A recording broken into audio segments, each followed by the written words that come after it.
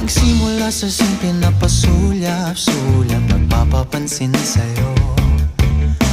Umabot sa palitan ng mga mensahe, kilig na kilig ako. Kumusta, kain na, hello, magandang umaga. Ingat ka, pahinga, huwag kang masyadong magpupuyat pa. Naramdaman ng puso na dahan